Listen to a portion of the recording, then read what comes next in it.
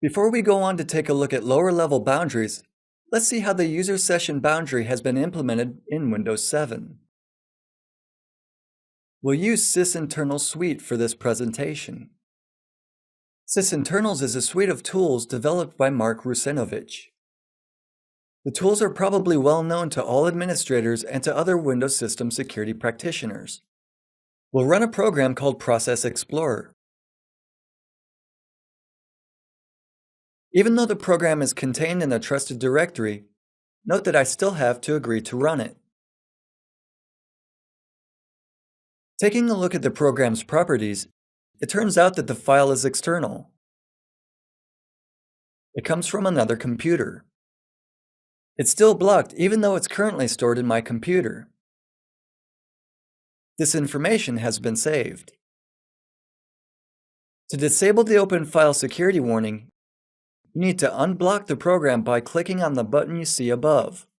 The question is, where does Windows store this type of information? It's saved in an alternate file stream on an NTFS drive. Objects on NTFS drives can have multiple data streams.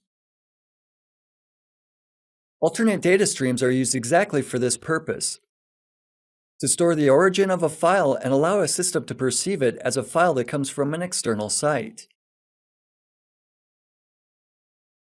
Data streams may also be used to hide certain types of data.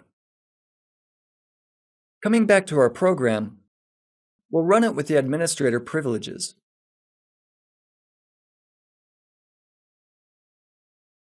We'll later talk about the origin of the need to relaunch it and confirm the decision. Let's take a look at the processes that run under the current account, our account. The rows of these processes are by default highlighted in blue.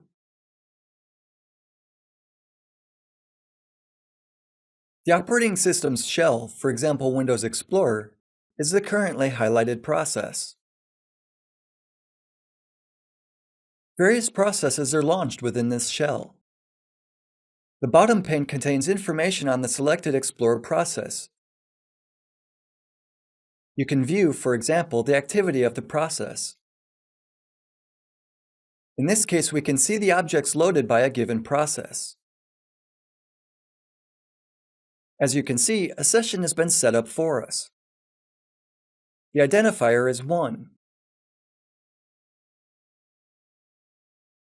We're probably the first users who logged into this environment. By right-clicking on a process running in our session, you can select Properties. Let's move to the Security tab.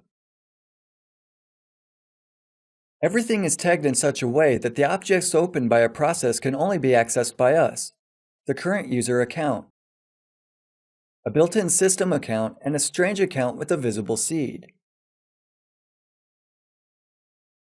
The 1-5-5-0 seed indicates a logging identifier. In a way, this is an additional identifier of the above user. No other accounts can interfere or tamper with the operation of the process, except for the operating system itself. We'll leave Process Explorer for a moment, but we'll return to it later.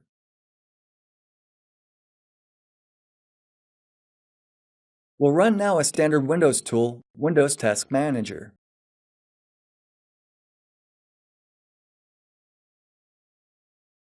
Once all the user's processes are displayed, and we sort them by usernames, it turns out that we can view our processes and the processes of other users.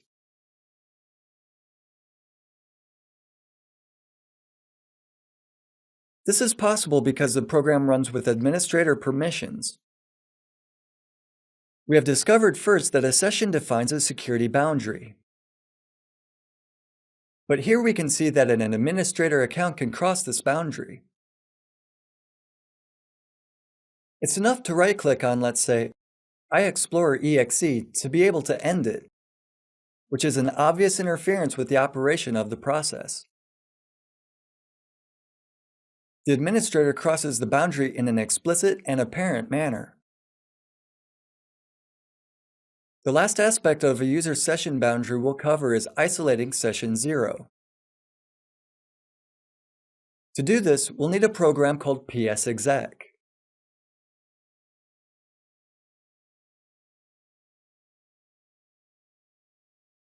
Let's start by launching the command line with administrator permissions. Next, go to the sysinternals folder.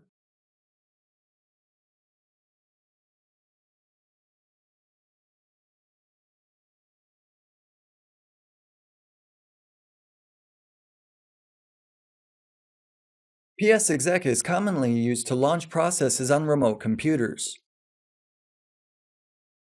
It can allow us to gain access to a remote operating system and the command line of that system.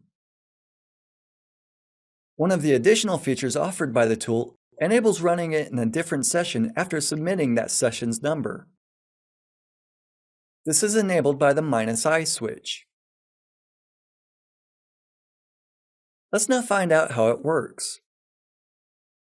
Let's run any program, for example calc.exe, in session 0.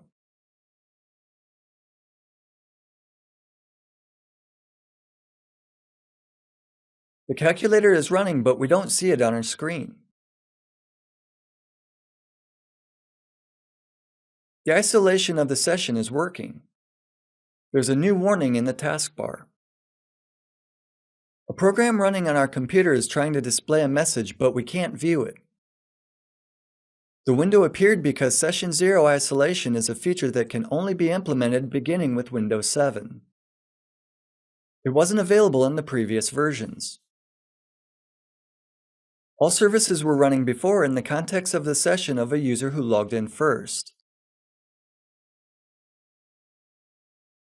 This session encompasses also antivirus scanners, which are programs that run as system services. Antiviruses interact with users, display messages, warnings, etc. After the release of Windows 7, antiviruses shut down. To allow them to work, Microsoft introduced the dialog box you can see above. By clicking on View the Message, you switch in a way to a different desktop. You can see here the desktop of a user who launched Session 0, or effectively, the operating system. Let's quit the program and return to our own session. Because Session 0 doesn't show any new messages, the displayed window has also disappeared.